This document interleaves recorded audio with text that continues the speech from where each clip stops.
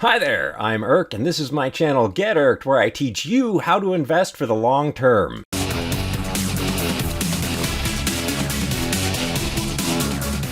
In a recent video, I covered my 4 biggest investment misses. These were ones where I invested in a stock, I was in the right stock, and I got out before a huge gain. In this video, we're going to do the opposite, my 4 biggest dodges.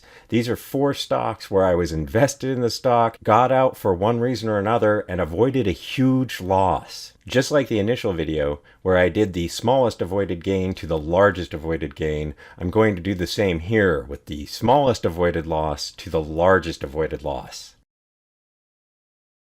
Next up, Sage Therapeutics, SAGE. I got into Sage because it was rumored that they had good trials with an Alzheimer's medication that they were working on, and I bought in July 31st of 2018 at $145.32. I didn't like the volatility that we saw in Sage, even though it really wasn't that bad comparative to what you're about to see. So I sold it at the end of August at $163 a share, a gain of nearly 12.17%. Let's see where Sage went from there. You can see that there's a lot of volatility when you're talking about a therapeutic or pharmaceutical company, because sometimes they get positive news from trials and sometimes they get negative news. Sage ended up getting very negative news. It turned out their Alzheimer's drug did not have the results that anyone was anticipating.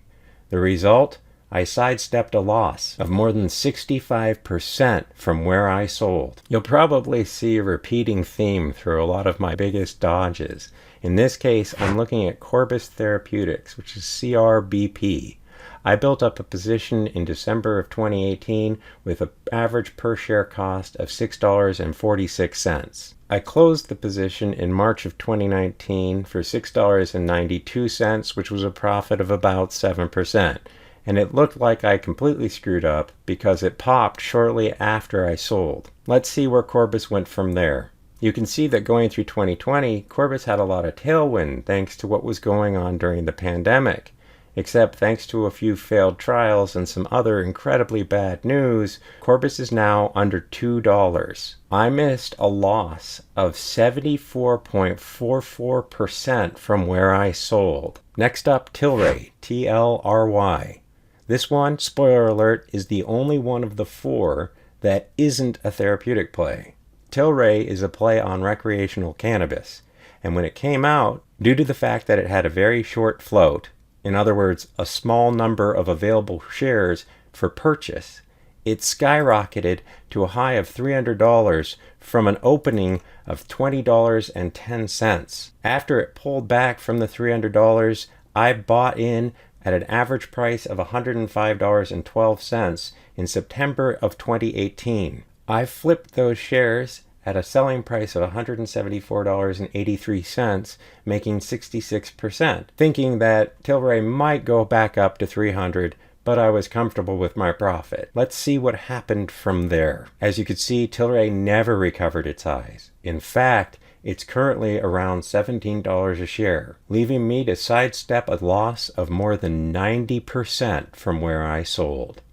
Finally, the biggest sidestep doesn't even have a chart because it went bankrupt.